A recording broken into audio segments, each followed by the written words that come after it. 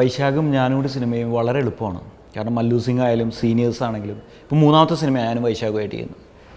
അപ്പോൾ ഈ പറയുന്ന യാതൊരു വിധത്തിലുള്ള ബുദ്ധിമുട്ടുകളും ഒരു കഥ ചർച്ച ചെയ്യുന്ന സമയത്തോ തിരക്കഥാരചന വേളയിലോ ഒന്നും സംഭവിച്ചിട്ടില്ല. കാരണം ഒന്ന് വളരെ സൗഹൃദപരമായിട്ടാണ് ആ സിനിമയെ സമീപിക്കുന്നതും ഓരോ ചർച്ചകളുമൊക്കെ അങ്ങനെയാണ്. പിന്നെ ഞാൻ എന്തെങ്കിലും ഒരു സീൻ ഡിസ്കസ് ചെയ്യാൻ നേരത്ത് വൈശാഖിൻ്റെ അടുത്ത് അതിൻ്റെ തുടക്കം പറയുമ്പോൾ അയാൾക്ക് അതെന്തായിരിക്കും അറിയാം. അത്രയും കമ്മ്യൂണിക്കേറ്റഡ് ആണ് പറയുന്ന കാര്യങ്ങൾ ഉൾക്കൊള്ളാനും അത് ചെയ്യാനും.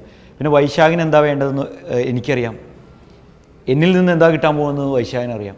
അപ്പോൾ ആ ഒരു സിങ്ക് ഉള്ള കാരണം തന്നെ വളരെ എളുപ്പത്തിലാണ് ഇതിൻ്റെ കസിൻസിൻ്റെ തിരക്കഥ എല്ലാം രൂപപ്പെട്ടത്. ഞങ്ങൾ വൈശാഖരാജന് വേണ്ടി സീനിയേഴ്സ് കഴിഞ്ഞാണ് ഇങ്ങനത്തെ ഒരു സിനിമ ചെയ്യണം എന്ന് തീരുമാനിച്ചത്.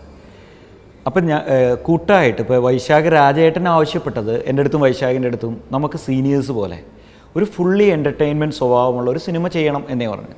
അപ്പോൾ സിനിമ നമ്മളൊരു കഥയിലേക്ക് ലാൻഡ് ചെയ്യുന്നതിന് മുമ്പ് തന്നെ ബോധപൂർവം നമ്മൾ തീരുമാനിച്ച അല്ലെങ്കിൽ സിനിമ ഇത്തരത്തിലായിരിക്കണം എന്ന് തീരുമാനിച്ചുകൊണ്ട് തന്നെയാണ് അതിനകത്തേക്ക് ഇറങ്ങി തിരിച്ചത്. അപ്പോൾ നമുക്കറിയാം, ഇപ്പോൾ ഫ്രണ്ട്സ് എന്ന് പറയുമ്പോൾ ഉള്ള ഒരു കൂട്ടായ്മ, ഇപ്പോൾ വൈശാഖ് പറഞ്ഞ പോലെ തന്നെ ശരിക്കും പറയുന്ന ഒരു ഇത് തന്നെയുണ്ട്, friends are for ever and cousins are for life എന്നാണ് പറയുന്നത്. അപ്പോൾ രണ്ടും തമ്മിൽ സമാനതകൾ ഒരുപാടുണ്ട്, സുഹൃത്തുക്കൾക്കും കസിൻസിനും തമ്മിൽ. ആ ഒരു കൂട്ടായ്മ, ആ ഒരു എനർജി, അത് ഈ 4 പേരും തമ്മിലുണ്ട്.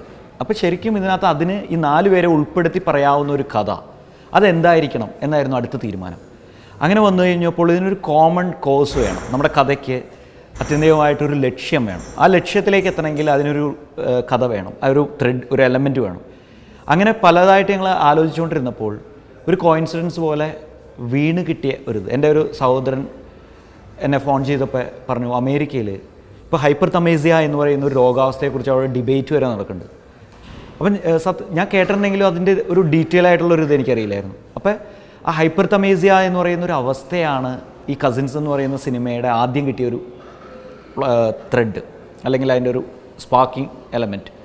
അതിൽ നിന്നാണ് ഈ കസിൻസ് എന്ന് പറയുന്നത്. അപ്പോൾ നമുക്ക് എന്ത് പറ്റിയെന്ന് വെച്ചിട്ടുണ്ടെങ്കിൽ ഇതിനകത്ത് 4 പേർക്കും കോമൺ ആയിട്ട് എങ്ങോട്ട് പോകണം, അവരൊരു ലക്ഷ്യത്തിലേക്ക് എത്താൻ വേണ്ടി നമുക്കൊരു മാർഗം തുറന്നു കിട്ടി.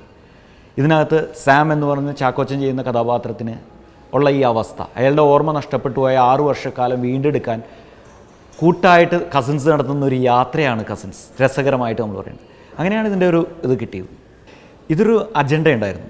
ഈ സിനിമ ചെയ്യുമ്പോൾ നമുക്ക് അന്യഭാഷാ ചിത്രങ്ങൾ ഇവിടെ വന്നിട്ട് കളക്ട് ചെയ്ത് പോകുന്നുണ്ട്, ഇത് ആരും വിമർശിക്കുന്നില്ല, നമ്മൾ മലയാളികൾ തന്നെ കാണുന്നത്, ഇതിൻ്റെ ലോജിക്ക് അന്വേഷിക്കുന്നില്ല.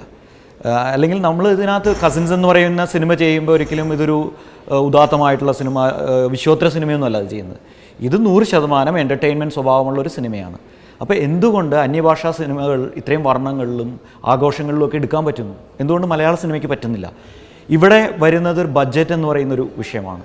അതിനെ 100% സപ്പോർട്ട് ചെയ്യാവുന്ന ഒരു പ്രൊഡ്യൂസറെ കിട്ടി, വൈശാഖ രാജനെ പോലത്തെ ഒരു പ്രൊഡ്യൂസർ ത്രൂ ഔട്ട് അതിൻ്റെ കൂടെ നിൽക്കാവുന്ന. ഒരു സെറ്റ് പൊളിച്ച് മാറ്റി വേറൊരു സെറ്റ് വേണമെന്ന് പറയുമ്പോൾ നമുക്ക് സംശയമാണ്, അത് വേണോ, നമുക്ക് ആ പാട്ട് വേറെ രീതിയിലെങ്ങാനും ചെയ്താലോ കോസ്റ്റ് പറഞ്ഞെന്ന് പറയുമ്പോൾ അത് പറ്റില്ല എന്ന് പറഞ്ഞ് ഒരു കോംപ്രമൈസ് ചെയ്യാത്ത, റിസ്ക് എടുക്കാൻ തയ്യാറുള്ള ഒരു പ്രൊഡ്യൂസറിനെ കിട്ടി. അതുകൊണ്ടാണ് ഇങ്ങനത്തെ ഒരു സിനിമ. അപ്പോൾ ശരിക്കും നല്ല നമുക്ക് ആത്മവിശ്വാസം ഉണ്ടെങ്കിൽ നമ്മുടെ പ്രേക്ഷകർ നല്ലൊരു കഥയും അവരെ രസിപ്പിക്കാവുന്നൊരു സിനിമയും ചെയ്താൽ ഒരു പ്രേക്ഷകർ എന്നുള്ളതിന് ഒരു സംശയമില്ല. അതുകൊണ്ടാണ് കസിൻസിൻ്റെ തിയേറ്റർ ഗ്രാഫ് നോക്കി നമുക്കറിയാം. അതായത് നമുക്ക് പോലും വിശ്വസിക്കാൻ പറ്റാത്ത രീതിയിലാണ് അതിൻ്റെ ഫസ്റ്റ് ഡേ ഷെയർ വന്നത്. അപ്പോൾ അങ്ങനെയൊക്കെ വരാമെങ്കിൽ നമുക്കും ആലോചിക്കാം, അന്യഭാഷാ സിനിമകൾ പോലെ നമുക്ക് സിനിമ ചെയ്യാൻ പറ്റും. അങ്ങനെയൊക്കെയാണ് സിനിമയുടെ ഒരു ഇത് നടക്കണമെന്നുണ്ടെങ്കിലും ഇപ്പോൾ സത്യസന്ധമായിട്ട് പറയുകയാണെങ്കിൽ കസിൻസ് എന്ന് പറയുന്ന സിനിമ ചെയ്യുമ്പോൾ ഞാൻ നേരത്തെ പറഞ്ഞത് തന്നെയാണ്, വൈശാഖ രാജൻ ചേട്ടൻ പറഞ്ഞത് സീനിയേഴ്സ് പോലത്തെ ഒരു സിനിമ ചെയ്യണമെന്നേ പറഞ്ഞുള്ളൂ, ഇന്ന നടന്മാരെ വെച്ച് ഇന്ന രീതിയിലുള്ള സിനിമ എന്നല്ല പറഞ്ഞത്. അപ്പം നമ്മുടെ മുമ്പിൽ സീനിയേഴ്സ് പോലത്തെ ഒരു ഫണ്ണായിട്ടുള്ള സിനിമ എന്ന് പറയുമ്പോൾ ആദ്യം മനസ്സിലേക്ക് വന്ന ഒരു ആശയം, അത് കഴിഞ്ഞ് അതൊരു കഥയിലേക്ക് രൂപപ്പെട്ടു, അതിനൊരു തിരക്കഥയുണ്ടായി. ഈ തിരക്കഥയ്ക്ക് അനുയോജ്യമായിട്ടുള്ള നടന്മാർ എന്ന് പറയുന്നിടത്താണ് ഒരു ചോയ്സ് വരുന്നത്. അത് നമുക്ക് ഏറ്റവും കൂടുതൽ നമ്മുടെ കൂടെ നിന്നിട്ടുള്ള ചാക്കോച്ചൻ, സുരാജ്, ഇവരെല്ലാം മുൻകാല ചിത്രങ്ങളിലെല്ലാം ഉള്ളതാണ്. നമ്മളായിട്ട് അത്രയും സിങ്കാണ്, ഒരു ടീം വർക്കായിട്ട് ചെയ്യാൻ പറ്റും. അങ്ങനെയാണ് ആ നായക നടന്മാരിലേക്ക് നമ്മളെത്തിയത്. ഇന്ദ്രൻ മാത്രമാണ് പുറത്ത് ഇപ്പോൾ പുതിയതായിട്ട് വന്നേക്കണേ. അപ്പോൾ അങ്ങനെയാണ് അത് അവരിലേക്ക് എത്തിയത്. അല്ലാണ്ട് ഒരു കഥ തീരുമാനിക്കുന്നതിന് മുമ്പ് ഇതിനകത്ത് ചാക്കോച്ചൻ നായകനാവണം, സുരാജ് വേണം, ജോജു വേണം എന്ന് തീരുമാനിച്ചിട്ടേയില്ല. കഥ രൂപപ്പെട്ടു, തിരക്കഥ രൂപം പ്രാപിച്ചു, അതിനുശേഷം അതിനനുയോജ്യമായിട്ടുള്ള നടന്മാരിലേക്ക് എത്തിച്ചേർന്നു. അത് നമുക്ക് അടുത്ത ബന്ധമുള്ള നടന്മാരെ അതിന് വച്ചു, അവർക്ക് ചേരുന്ന രീതിയിൽ അങ്ങനെയാണ് അവരിലേക്ക് എത്തുന്നത്.